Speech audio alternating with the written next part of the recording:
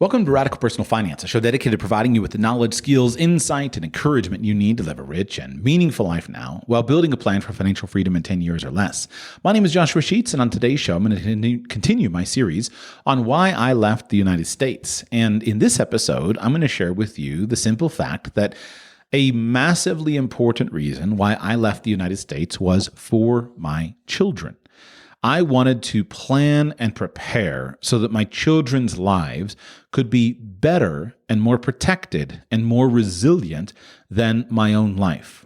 Being the father of now 5 children, I feel this responsibility quite acutely, that I have a need to protect my children. Now, there are 2 specific risks that I was most concerned about protecting my children with, and one positive thing. The positive thing that I'll talk more about at the end is simply that I wanted my children to be prepared for global opportunities.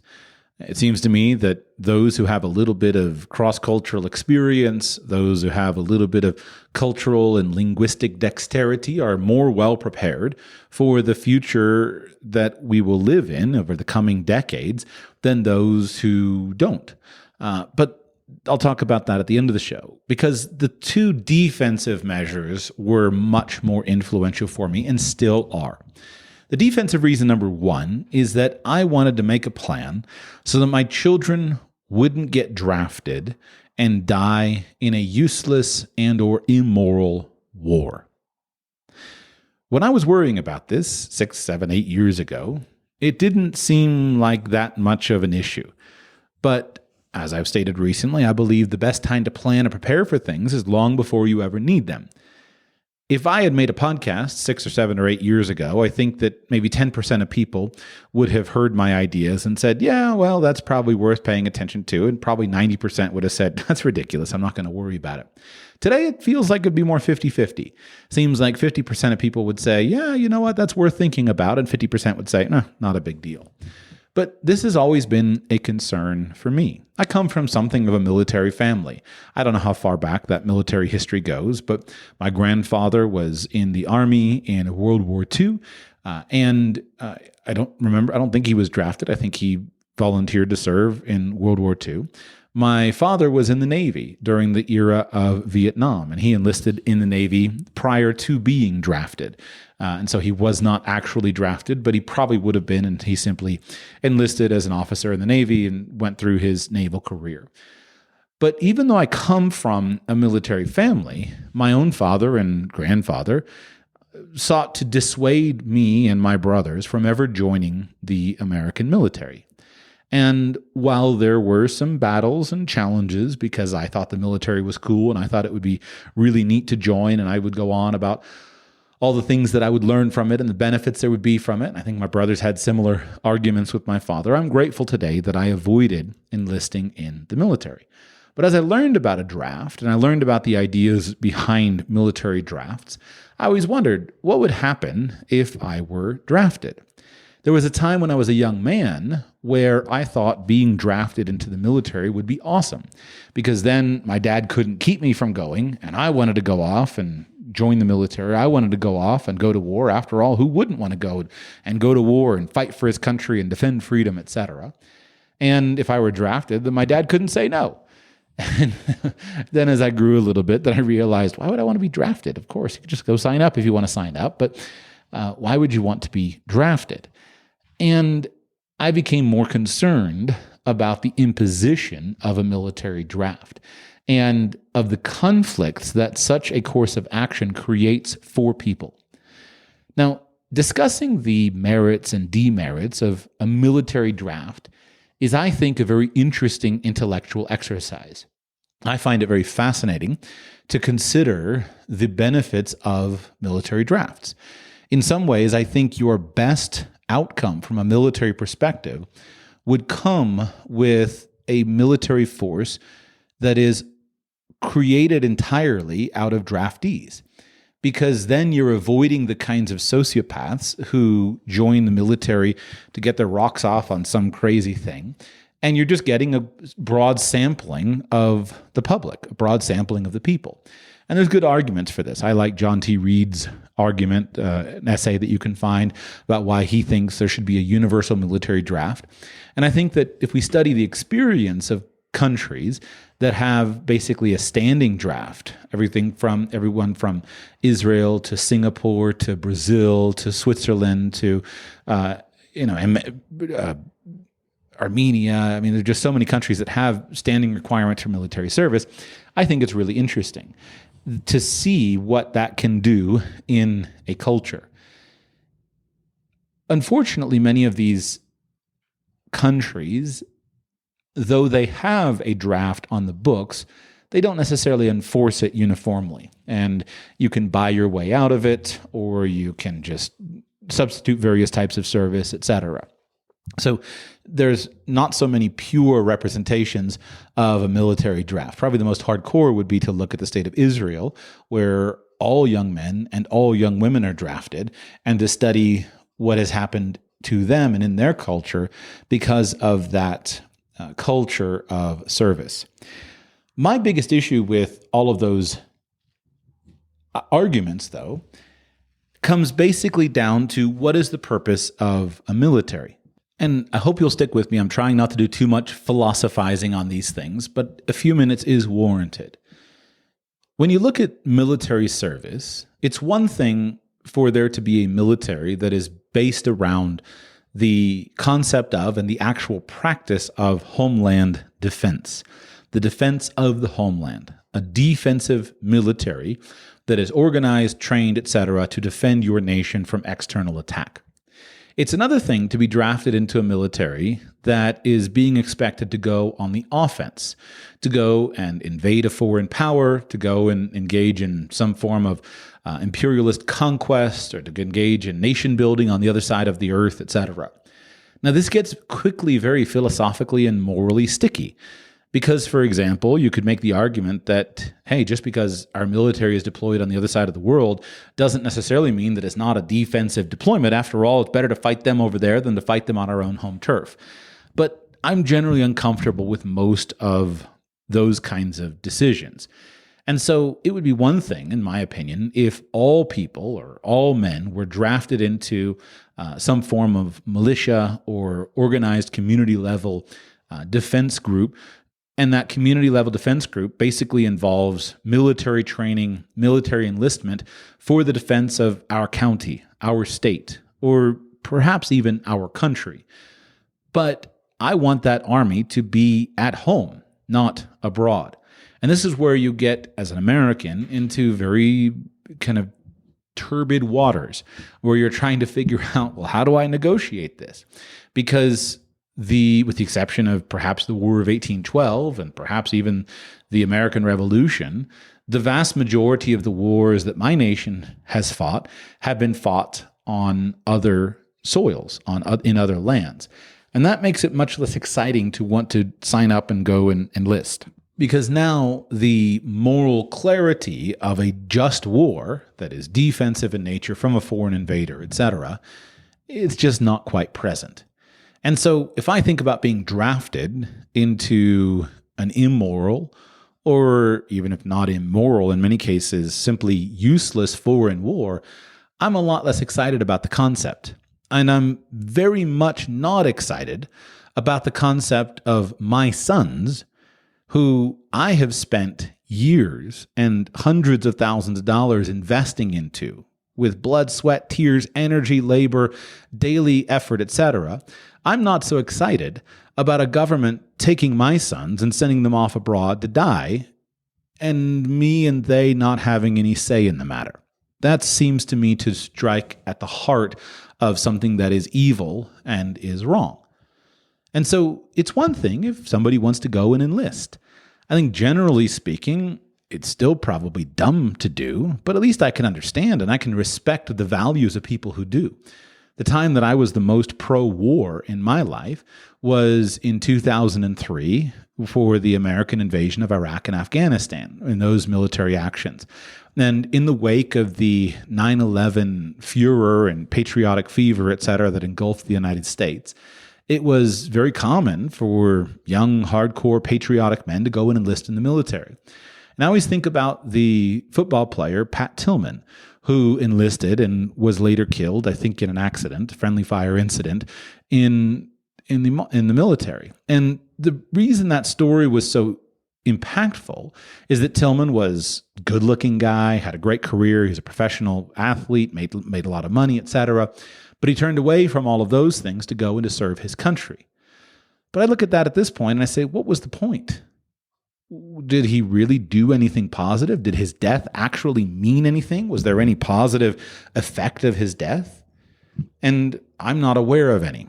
Don't want to offend anyone who knew him and loved him. I can admire his desire to serve his country and his homeland, but the actual actions, which are really the only thing that counts, feelings don't matter, it's the actions and the impact. What was the point? A completely wasted life, a wasted death that did nothing positive, when if he had stayed alive, just think of what he could have done. And so it's hard because none of us want to jump up and down on the graves of a dead man or the grave of a dead man, and none of us want to, speak ill of people who have noble purposes. But I look at it and say, it's one thing to have a noble spirit and noble purposes, but it's far more important to have good judgment and wisdom and understand when such nobility is warranted. And signing up for a foreign adventure, well, maybe there's good that comes from it. You can learn, you can grow, you can enjoy the relationships with your buddies. You may do a little good while you're abroad, but it's much more likely that you're going to face excruciating moral circumstances, much more likely that you're going to return with a broken body and a destroyed mind and a destroyed spirit. It just doesn't seem smart to me. I think all of us men want to die a noble and worthy death before we get to death. I mean, life is terminal, right? We all die. We should focus first on living a noble and virtuous life. But at the end of the day, I want to die a noble death. I want to die with honor in the way that I die. And so if that happens in violence, fine. I'm not scared to die in a violent event of some kind. But if we want our death to be with honor and with virtue, and we want to die in righteousness, then we have to begin by living in righteousness and living with our integrity attached.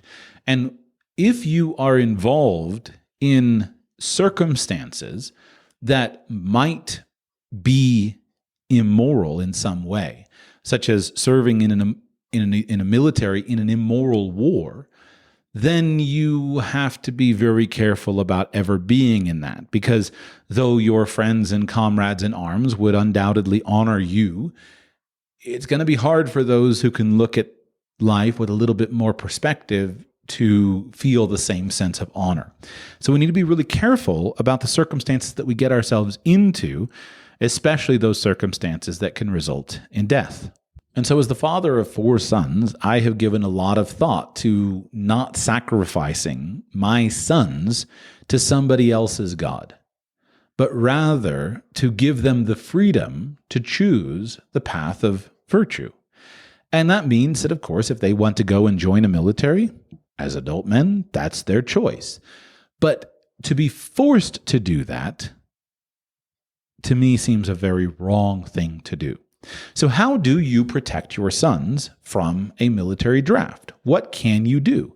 What should you do?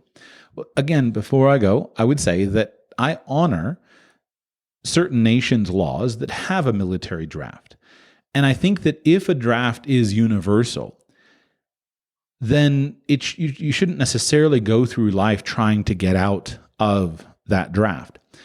But I particularly appreciate those nations who have a draft and they engage exclusively in defensive military operations. My own nation does not do that. And so I'm much more hesitant about sacrificing my children to a politician's desire for power or for global control or for a legacy of some kind than I am a proper defensive military and or military action. So how do you protect your children from a draft? Well, there are a few things that you can do. First of all, you can just simply try to live in a place where there is no draft. And in a nation like the United States, thankfully, since the Vietnam War, there has been no draft. And I think that the cultural zeitgeist is very much against a draft. And so will most of us as parents ever have to deal with our children being drafted? Probably not. Because, again, the culture is against a draft. One of the outcomes of an intense focus on individual fulfillment and individual autonomy, which is the philosophical king right now of our entire worldview. We believe in autonomy at all costs, that I have complete and perfect control over all of my decisions. Society be damned, my neighbors be damned. It's all about me. I can do what I want. I can live how I want, etc. That is the religious philosophy of our day in our culture. Well, that doesn't mesh very well with any concept of sacrifice and serve your country. And so I would say that it's unlikely that our nation would engage in any form of military draft. But I don't like things that are unlikely when they are big in impact. It's unlikely that my house is going to get hit by a hurricane and get destroyed. It's unlikely statistically. But if the outcome is unacceptable for me, that my house is going to be destroyed, I'm still going to protect against it. So I'm going to buy an insurance policy. It's unlikely that my nation would impose a military draft. But if I've got 4 sons and I want to protect my 4 sons from being drafted, I'm not willing to just continue on with unlikely and say, it's probably not going to happen. I'd like to make a plan for it. So what can you do? How can you protect your children against a military draft? Well, you can begin with things that don't involve internationalization. So, for example, you can avoid selective service registration. Now, it's something of a crime for any American to talk about things like not enrolling children in selective service. And so I'm going to avoid that and say that the government requires you to enroll in selective service. And so all young men are supposed to sign up for their selective service registration. The thing that's very frustrating to me is I distinctly remember my selective service enrollment when I was a young man, and it was basically just foisted on me. I showed up in class one day at school. There was the form. I filled out the forms. It was all part of the senior year thing, and I didn't know what I was doing, but there I was enrolled in selective service. There are a significant number of downsides to not being enrolled in the selective service lists. You don't get access to government money. You don't get access to government jobs. There's a whole bunch of things you don't get access to. But I would really prefer if somebody had informed me about those things properly when it was my time to enroll in selective service. And so at the very least, we as individual citizens can inform ourselves about the options, inform ourselves about the legal requirements of selective service registration, and inform ourselves about the sanctions for non-registration, and then make an informed choice. Informed consent is, I believe, important. So that would be one thing that can be done. I think most people, though, after reviewing those documents, are probably not going to avoid selective service registration for the same reason that while technically it's possible to do things like live without a social security number, etc., when you consider the costs of so doing, generally speaking, you go ahead and sign your children up for their federal identification number. And because over the years, the costs of doing without these kinds of registrations have become so high that unless you are very ideologically committed or totally free financially, etc., then you wind up just towing the line. That's how government works. So what practically could we do? Well, if there were a draft, for one of the things that we could do is we could leave, or our children could leave the country. And here I think studying the history of Vietnam and the draft in Vietnam is illustrative. There are a whole bunch of ways that people avoided the draft in Vietnam. They're quite unkindly called draft dodgers. And that was quite a rebuke when I was younger. I put myself into right-wing Republican circles when I was a teen, and there was still kind of this lingering argument about draft dodgers. I remember that George W. Bush was accused of being a draft dodger because he had joined the Texas National Guard or something instead of that. And I think President Trump, same thing. Oh, he was a draft dodger because of such and such.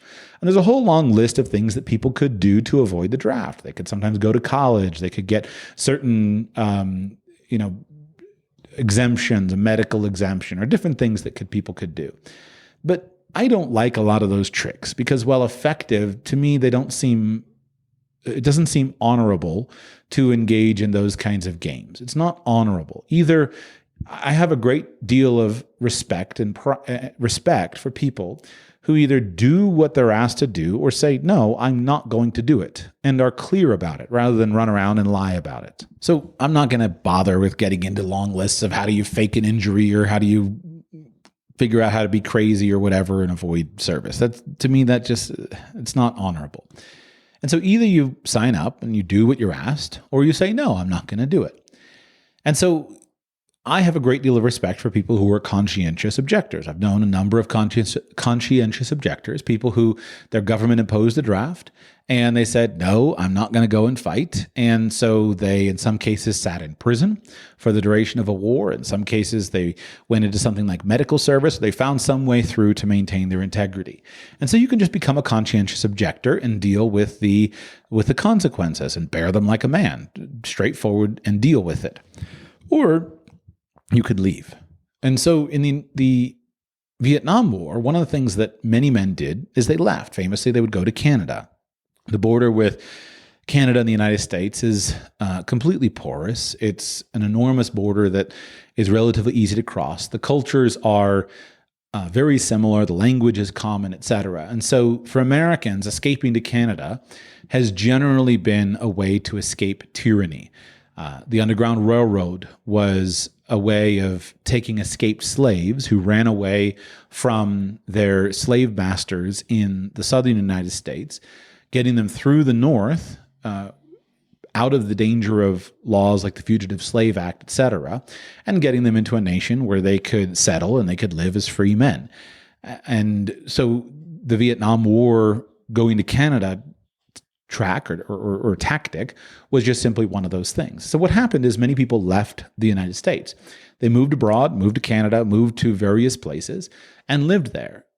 The Vietnam War ran its course, and then some years after the war was concluded, legislation was passed that gave a broad amnesty and forgave the actions of anybody who had left the United States and gave amnesty for those people who avoided their draft requirements by going abroad. By that time, many people had fully acculturated in their nation, their host nation, in many cases in Canada, and many of those families are still living there to this day. They became Canadian citizens, they lived in Canada, they, in some cases, or in many cases, renounced their U.S. citizenship, not in all cases, and they are Canadians today because of this event, or again, in many other nations. And so I think this is one of the things that you can do. And if my children were ever drafted, I would discuss with them whether or not they should serve in the military. We would talk about the war itself, whether it is a moral and just war or whether it is an immoral and unjust war, talk to them about the impact, etc. But at this point in time, I would be perfectly proud to say that my children are not in this country because of, and they've left to go abroad. By the way, before I tell you how to do that and how to prepare for that, let me just interject a slight interlude here. It's often very hard for people, especially for my audience, to imagine that your nation would be the one engaging in an immoral war. Because, of course, all of us are steeped in a culture of nationalism and patriotism, and we believe the best about our own country. But sometimes it's easy to look at other nations and see about the effect or the impact of another nation's war. And so I would encourage you, think about something that is clearly immoral. For example, the recent invasion of Russia to Ukraine, in addition to some of the other wars that Russia has initiated over the last decade, as she seeks to regain her territory before she dies, if one is to believe Peter Zeihan's analysis. The Russian invasion of Ukraine is a perfect example of an immoral war, an immoral actions in war that puts a moral stain on the actual soldiers involved, and the entire uselessness and pointlessness of the whole endeavor on both sides of the issue. I myself have worked with over the last year a handful of people who have fled Russia primarily to escape the draft. And in one case, I worked closely with one man who he was at the, I met him abroad as a refugee. He was a refugee, but he had done exactly what we're talking about. He was in the Russian army as a young man, so therefore he was subject to being called up again as having formerly been enlisted in the army. When he was in the army, he was not a Christian. He didn't think about the morality of military service. He just went in the army. Later, he became a Christian, and he himself had 4 children, 3 sons, and all of his sons are at ideal drafting age for the Russian army. And he himself was not yet out of the upper age band at which he was subject to recall and reenlistment in the army. So when Russia invaded Ukraine, he took it very seriously. And after some time, he decided that the only way that he could do it was to flee the country. And so he sold what he could, gathered together what money he was able to, and fled the country with his children. That example, I hope, should be obvious to you, is that imagine yourself as a father. Imagine that you yourself were subject to a draft. And yet the president or the potentate of your country is saying, we have to go and do this thing for the common good. We have to protect our nation. And yet protecting your nation involves invading a foreign country. Are you really going to go and do that? Are you really going to go and feel honorable about that? Are you going to feel proud when your sons are dead or one of your sons is dead in an action like that? And then the other thing is that if you just study it a little bit, let's pretend that the actual outcome itself were moral. Just pretend. Pretend that Russia was just regaining its former borders, right? Russia was just saying, hey, we were the Soviet Union, but we're going to get our land back because this neighboring country of Ukraine has taken our land. Just pretend that that were morally right. But go and look at the battlefield. And you go and look at the battlefield, and what you see is that all the men on the battlefield wind up committing war crimes, all of them, because of the impossible nature of war. And so it's not a morally just thing. And so even if the actual war itself were somehow moral, the actual actions of the soldiers are not. Because when men go off to war, atrocities happen. You're in a situation of groupthink, etc. You get into us versus them, and war crimes happen. And then you're dead. What a pointless exercise when it could be avoided, and at least you avoid it by going abroad. And by the way, this is one of the most impactful things that you can do. If you want your nation to actually change, you're not going to do it with a vote, but you can do it with a vote with your feet. And as recent history in Russia, I think, demonstrates amply, hundreds of thousands of the best and brightest of the Russian nation have fled in order to avoid being drafted. And that, more than anything, secures the long-term defeat of the Russian nation and will bring the country to its knees because your best and brightest realize there's no future for me. So they go abroad, they assimilate into other cultures, they start a new life, they marry abroad, they have children abroad, and the demise of your own country is basically assured because of it. It's not happy, it's not a good thing, but it's based upon the decisions of the rulers. And so recognize that it happens to people all around. Now look at the Ukrainian situation. Now, if there ever was a just war, in my mind, the Ukraine defense of itself and of its nation and of its territoriality qualifies. You have a foreign aggressor who is invading your land, who is coming in to take your land and is murdering your people, committing outright genocide, war crimes nonstop, etc. And so you say, okay, this is absolutely a just, morally speaking, a just military effort. Let me ask you a question. Is the moral justice the only thing that matters? Or do you need to think about some hope of success?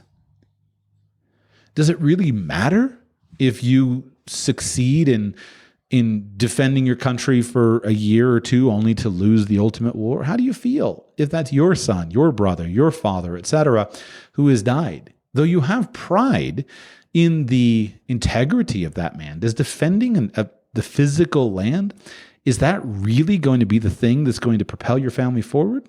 Is that really going to be the thing that matters to your orphan children, etc.? And so I don't fault a man for fighting for his land.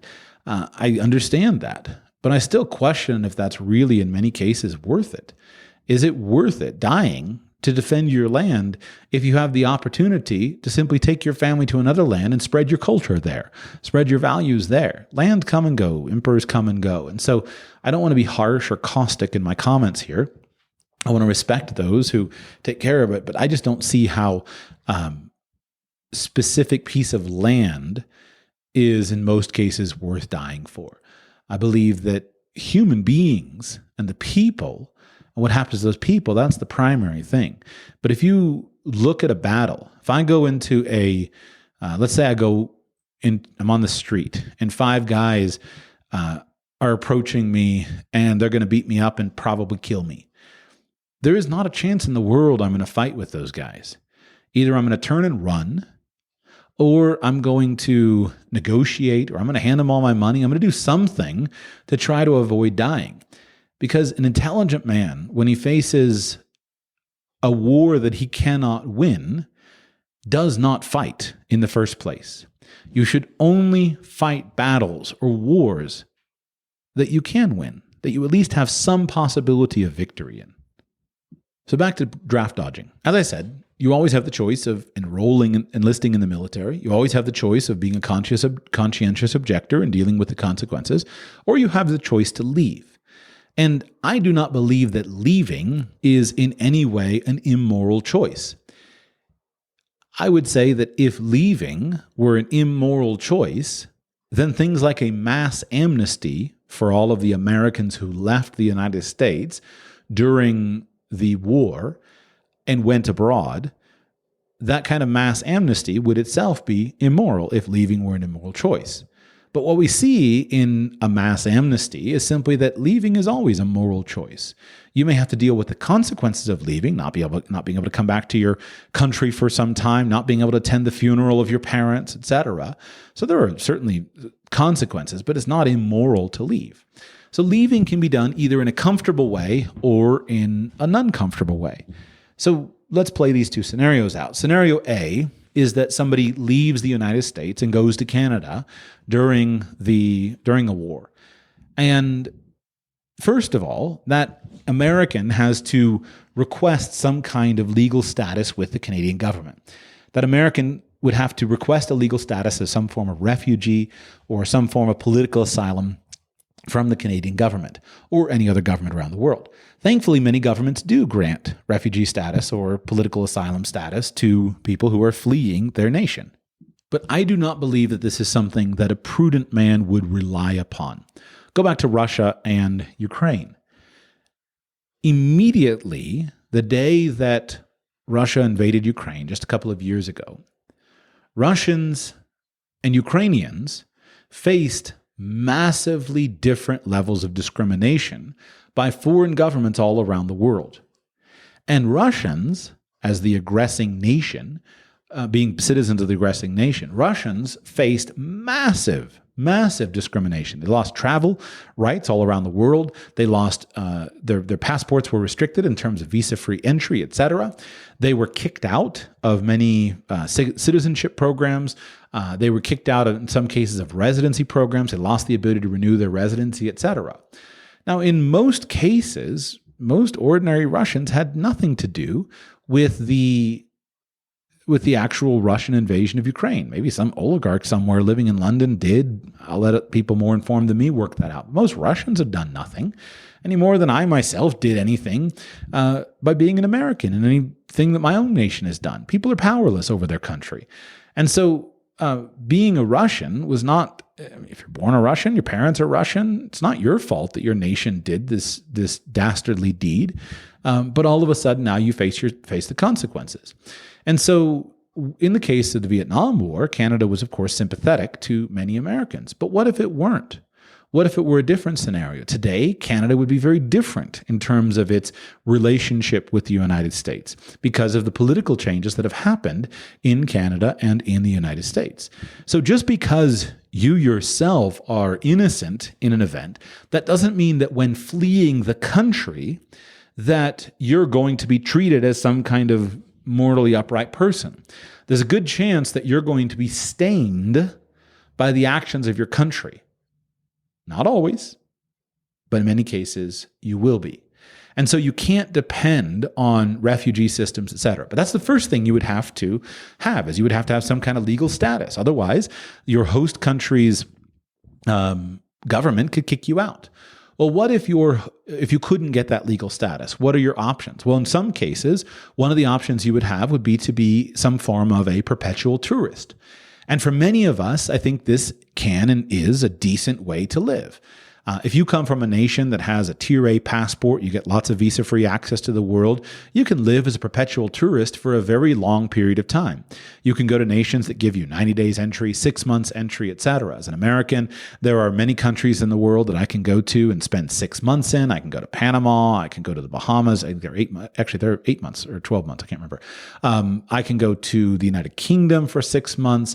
I can go to Albania for a year, visa-free. There's lots of countries that I can go to and just spend 6 months in as a tourist. And many more countries that I can go and spend 90 days in. So I can go back and forth. I can do the Schengen shuffle across Europe and go back and forth and spend 90 days in England, 90 days in France, 90 days in England, 90 days in France, et cetera. And I can live as a perpetual tourist for a very long period of time. But what if my country just invaded a foreign power? Well, I still have that right. And again, I go back to the Russians. And so what happened is the Russians faced significant barriers to visa applications and lost visa-free access to some countries because of their country's invasion of a foreign power. So think of the example of my friend. You're fleeing Russia because you don't want to be drafted and you don't want your sons drafted in an immoral war. But the whole world judges you based upon the immoral war and says, no, you're not welcome here. The next thing that happens is even if you can get into other places, sometimes the places that you can get into are very friendly with your government.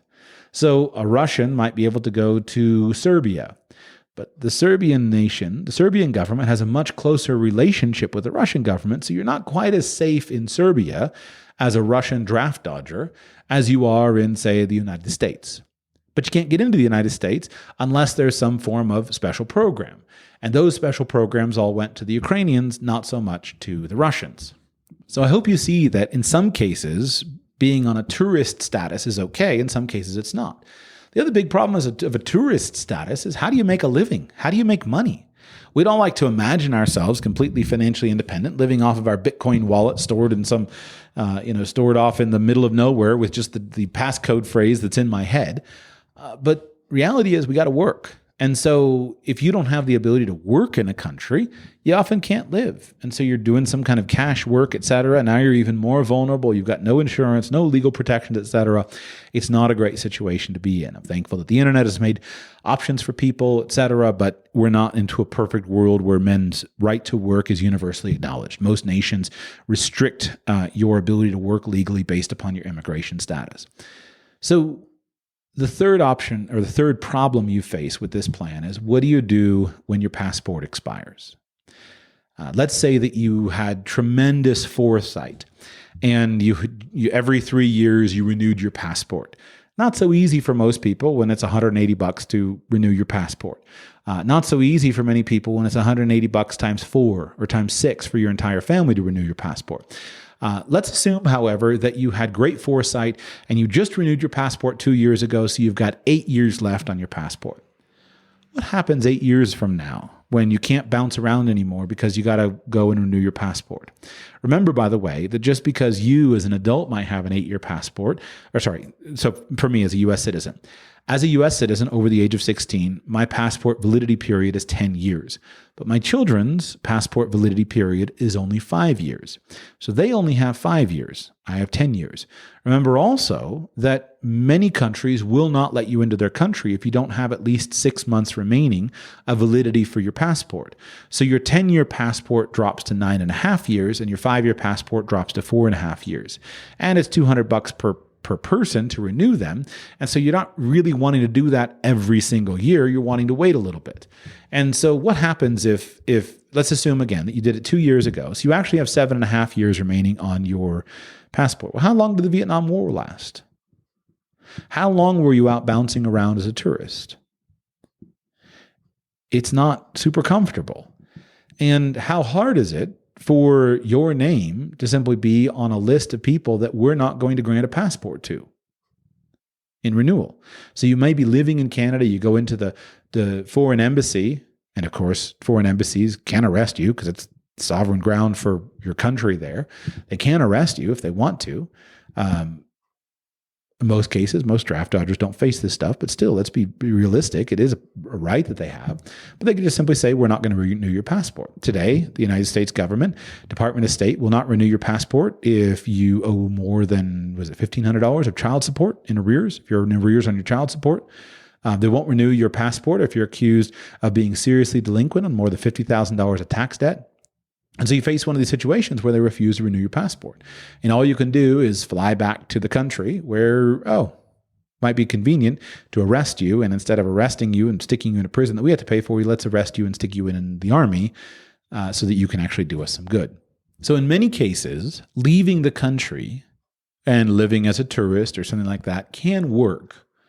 In many cases, you may be able to be granted an asylum status. There are a number of countries around the world who have granted political asylum to Russian refugees who fled Russia over the last couple of years, last year or two, year and a half, whatever it is. But that's not something that I think prudent men should rely upon. So what do you need? Well, the simplest thing that you would need is an actual residence permit. And ideally, an actual residence permit that was put in place long before it was ever needed. And so if you have a residence permit in another nation, even if you're not living there today, but you have the right to go and live there whenever you want, that's something that is really valuable. It would be ideal if that country were a neutral country, weren't involved in global, arguments and wars, etc. But any residence permit for any country can do. Because with a residence permit, at least you would have a place that you could go. And in most cases with a residence permit, you can work your way to citizenship in fairly short order. So let's say that our young American man has a residence permit for Canada. He hasn't lived there, but he decides to go there. He's got 7 years remaining on his passport because he had great foresight and he renewed it every 3 to 4 years. But he's got 7 years remaining on his passport. He goes there, he lives there now, and in 3 years he can apply for Canadian citizenship. A year later, he has a Canadian passport. Now he has the full rights and privileges of being a Canadian, and he doesn't have to go to the American embassy and renew his passport. He can just let it sit there, a decade, 15 years, 20 years, whatever it is. He doesn't go back to the United States, but he can go everywhere else in the world. He can travel as a Canadian, etc. And eventually an amnesty is passed or it just becomes ancient history. Nobody cares. And he can go ahead. And if he wants to resume his American identity, he can. And so a residence permit, I think, is the basic way that you plan for that. The second way that is superior is simply having a second citizenship. And the reason this is superior is that residence permits generally have to be renewed. And in order for you to renew them, with most nations, you have to have been inside that nation, living there, in many cases, living there for a certain amount of time per year. Whereas citizenships do not have to be renewed. Let's flip it. Let's say that there's somebody who's living in the United States on a green card. As I talked with a recent caller, somebody who's living in the United States on a green card is a permanent resident of the United States, has the right to live in the United States, but has to live in the United States. If that person just moves abroad for 5 years and doesn't go back to the United States, legally speaking, the green card can be stripped. And now he or she has no legal status in the United States. But if somebody's a U.S. citizen, as I am, and let's say I've left the United States, I've gone back many times, but let's say I haven't gone back in 5 years, I don't have to do anything. I'm just a citizen of the country. And in fact, I don't even have to have current documents. I could leave the United States at 25 years old. I could move to Uzbekistan. I could lock my American passport in a safe somewhere. And I could live in Uzbekistan for 50 years. And so I'm 75 years old now. And I realize, you know what? I can't live in Uzbekistan anymore. I'm going back to the United States. Well, all I need to do is pull out my 50-year-old completely expired passport out of the safe, and either I just figure out how to get myself to the US border using another document. I might use my Uzbeki passport. I might travel to Mexico, travel to Canada, travel to a nation that has a sea border with the United States, etc. But all I need to do is show up at the border and present my 50-year-old expired American passport. And after some detention and a whole lot of conversations, etc., I'll eventually be let in. Or I just go to a U.S. embassy, or if there is no U.S. embassy, I go to a Canadian embassy or something, etc., and I request an emergency travel document to get me back to the United States. Again, I'm going to be hours and days of demonstrating that I am indeed still an American citizen, but at the end of the day, I don't have to keep documents current. Citizenship is for life. And so that is the ultimate backup plan. And so when I was considering this for my own children, I realized all I need to do is get a second citizenship for my children. And it doesn't have to be a citizenship from a country that they would actually live in. It just needs to be a citizenship that is different than their American citizenship. And then if there's a draft, they can leave the United States, they can go abroad, they can live in their country of citizenship, or they can just use a different country of citizenship to establish a residency in some other country using all of the normal means and methods that people use to emigrate around the world. They can live and do business and raise children and do whatever they want abroad. Just don't go to the United States. And then eventually it's settled. And if they want to go back, they can. Or if they don't ever want to go back, they don't have to.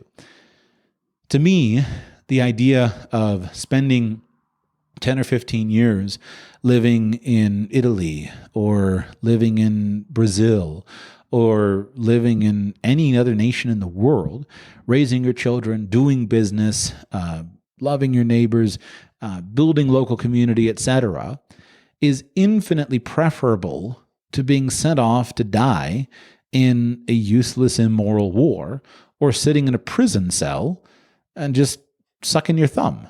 Again, what if you've got children to raise? What good do you do your family if you're sitting in prison?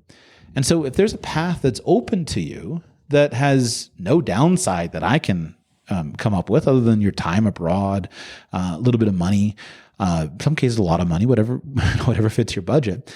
And yet you can have this ultimate protection from something like a military draft. To me, that seems really, really valuable. And that was a big reason why I chose to start walking down the path of internationalization. I think keen-minded listeners could quickly come up with other scenarios in which everything I've just said about avoiding a draft really makes the difference. Let's say you're falsely accused of a crime, something you didn't do. Some people get a fair shake in the justice system. Many people don't. Or let's say you're falsely accused of doing something illegal, but you haven't done anything immoral. What do you do in that situation? Should you go and sit in prison for doing something that is alleged to be illegal, but that is not immoral? That's a big issue. We'll talk more about that in the next episode in this series. But there is one other issue that is related to protecting my children that was also very important to me, and it has to do with economics, national debt, and taxation. I'm not going to get deeply into taxation here because it's much more relevant in the next episode, but I do want to talk about economics and the national debt.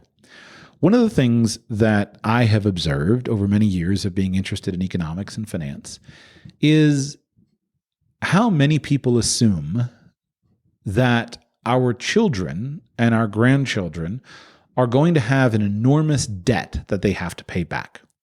After all, our nation is trillions and trillions and trillions of dollars in debt, in actual debt, and is hundreds of trillions of dollars in debt in unfunded liabilities. And we always say, well, it's wrong for us to put this debt on our grandchildren. It's wrong for us to borrow money today that our grandchildren will have to repay. Now, quickly, I myself don't think our grandchildren will ever repay the national debt.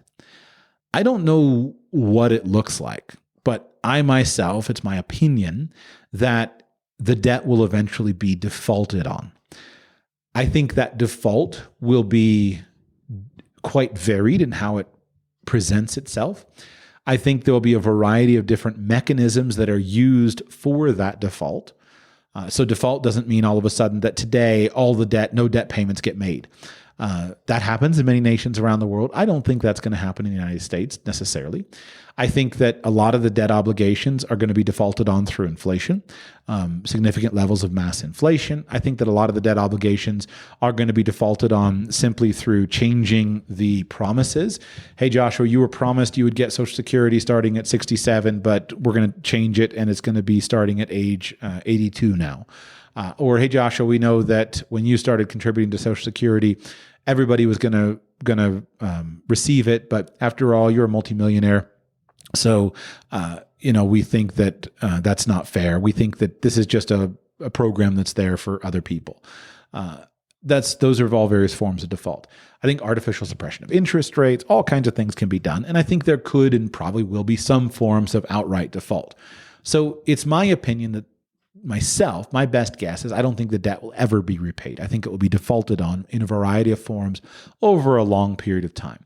And I've seen enough nations default on their debt at this point in time to know that you can default and get on. In fact, in many cases, it's a good, healthy thing, just like bankruptcy is a good, healthy thing for saving some people from the prison of their own past decisions. National default is not necessarily a big problem. But let's say that I'm wrong. Because again, I like to always assume I'm wrong. What would I do if I were wrong? What if my grandchildren are being saddled up with an enormous national debt? And just imagine my grandson, and he's going off to work at his first job, and he's making, $682,000 per year, which is equivalent to a $27,000 starting salary today. And his debt rate is 72%. Sorry, his tax rate is 72%. And he's got to pay 72% to pay off the national debt from all the borrowing that his grandparents did under President Reagan and under President Bush and under President Clinton and President Bush and President Obama and President Trump and President Biden, et cetera. And so my grandchildren are paying this off. Is that right? Is that morally just? Well, of course not. But is it legal? Of course, right? You and I are paying taxes on stuff that are all the costs from World War II still. So it's certainly possible. Now, the United States has balanced this fairly well. The tax rates aren't particularly high. It's a pretty dynamic place, et cetera. But what if it got out of control? Wouldn't it be nice to just escape from the whole system? Wouldn't it be nice if you could just say, yeah, there's no value in this anymore? And again, it's hard for my primarily American audience to think this about their own country, but I just see it around the world. What if you're from a nation that is saddled with decades of mismanagement and you have the option to move to another place? What if you're a Russian who's saddled by a complete collapse and no long-term future and demographic, death, et cetera? What if you're Chinese? What if you're Japanese, et cetera? Do you really have to sit out the great stagnation? And do you really want your grandchildren, your children and your grandchildren to have to sit and fight in the great stagnation for 30 years? Or do you want your children and your grandchildren to be free to go someplace that is more vibrant and more active and there's more opportunities? Quickly, I don't think economic vitality should be the primary thing that we make our life decisions about. You can live a great life in a country that's in broad-scale collapse, but at the end of the day, it certainly matters. And yet, what if your country follows you around the world, like the United States does? Wouldn't it be nice to have another citizenship and just say, I'm done with these guys, and have your children be able to renounce their citizenships and be done and be freed of a debt obligation? Go and pull up one of the debt clocks. Here you go. I did it. I pulled up usdebtclock.org, current U.S. national debt, which is, again, this is the on-budget debt, not the unfunded liabilities. Current U.S. national debt is $33.7 trillion. Debt per citizen of the official on-budget debt is $100,382 of debt per citizen. Debt per taxpayer is $259,103. So right now, if I have a child who is a taxpayer, that child is inheriting a debt burden of $259,103. Now, to me, in most cases, that's not that big of a deal because, after all those offsetting reasons I said. But if the child could renounce his citizenship and be done with that $259,000 debt? Be done with those annual taxes and just be done with it? Especially if the child had a better solution somewhere else, something to do, better country, better economy, etc. Is that not worth considering? I think it is. And so what do you need to renounce your citizenship in a situation like that? What do you need to get out from underneath that $259,000 debt burden? Well, the answer is you need another citizenship. Or at the very least, you need another residency that could turn into a citizenship if you go and live in that place. And so if you have another citizenship, then you can renounce your first one and be done with it. And that ends all of your obligations. And so these two things go together. And because, for example, if one of my children renounced his or her U.S. citizenship, he or she would immediately be freed from any kind of draft obligations and would also be freed from any debt obligations. I'm not talking about personal debt. I'm talking about here taxation. That seems really worth having to me. And I've always found that very motivating. And so as a father who desires to give good things to his children, especially given that kind of a bit of an adventure, a bit of a lark, and yet could quite literally save my children's lives or their fortune someday, this kind of planning seems like a good idea to me. Seems like a good idea to at least have one other country that I have a legal right of residence in, and if possible, to have at least one other country that I have a legal right of citizenship in.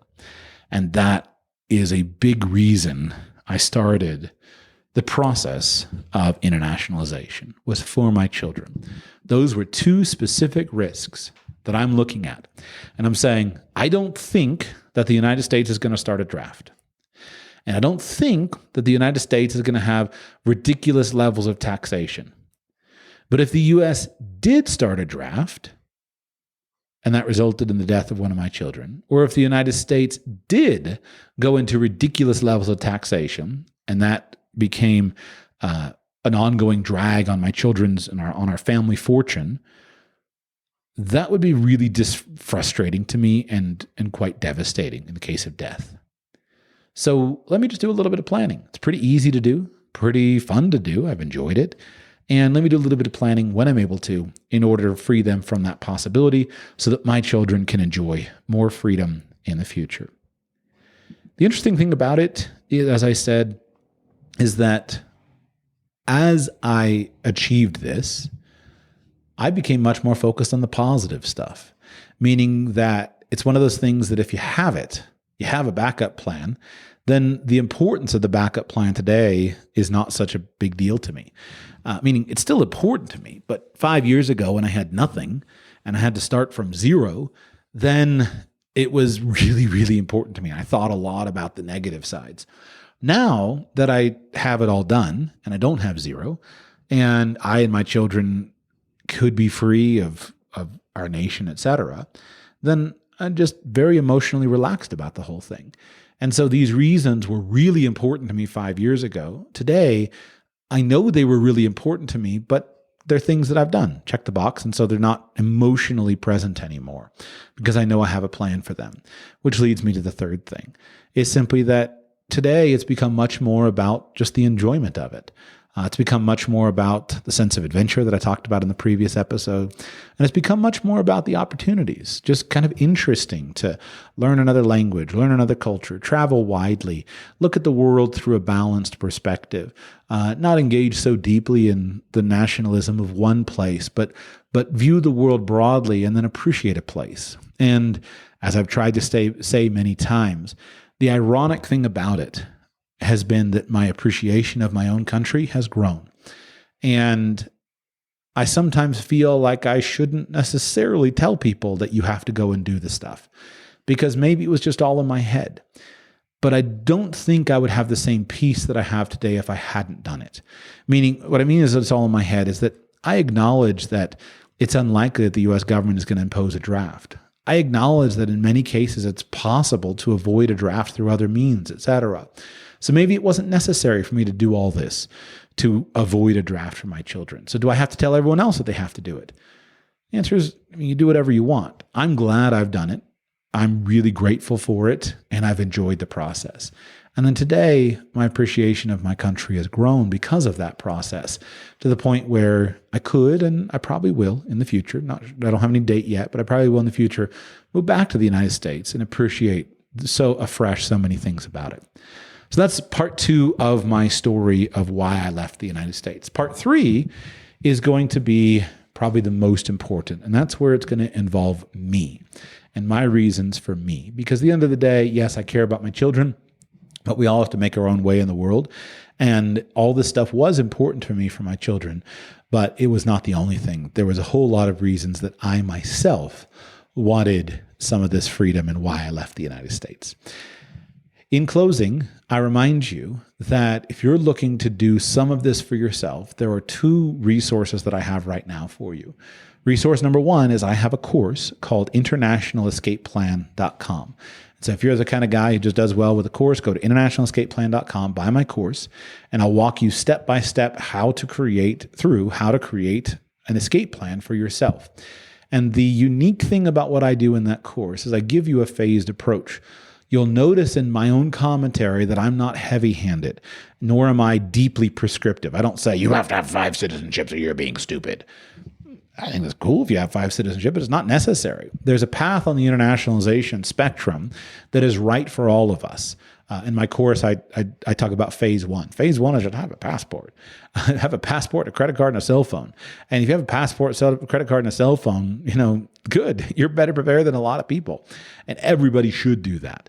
I don't like to should on people, but everybody should do that. Phase 2 is a little bit more, and it goes on all the way to phase 4, becoming a full-fledged expatriate. But internationalescapeplan.com is where you can get that. The other thing is right now, we're just finalizing the enrollment for our event that we're hosting in January. And this event is an internationalization event that we're hosting in the nation of Panama. Panama, meaning the Central American nation of Panama. It'll be in Panama City in January 2024. And if you are interested in this and you haven't signed up, it's more expensive than my course, but it's huge value. You should go to I was blank on the URL. expatmoney.com/radical, expatmoney.com/radical, link in the show notes, expatmoney.com/radical, and sign up for that event because I will be there. My friend Mikkel Thorup will be there. He'll be there presenting, talking about a lot of things. Gabriel Custodiate, my other friend, we're co-hosting it together. We're going to be there, plus a bunch of listeners from the show, and we're going to be there for a week talking about it. I'm not even scratching the surface of the benefits of internationalization that can be done. I'm just sharing with you some of the ones that were the most important to me when I started this journey. Hey, would it be cool to go and set up an international foundation and have all kinds of money tax-free? That'd be great, but I didn't have a lot of interest in that when I was getting started. So I'm telling you my story, but your story may be different. And so I would love for you to come hang out with us in Panama. Panama is a nation that can offer a lot of these benefits in terms of a partial plan B. And so we'll talk about those things, but our event is not exclusive to Panama. So we're doing a full Panama investment tour, talking about Panama specifically, but we'll talk about other options and other nations as well. Sign up today for that. Finalizing registration, is it this week, next week, this month anyway. Go to expatmoney.com/radical, expatmoney.com/radical. Sign up today.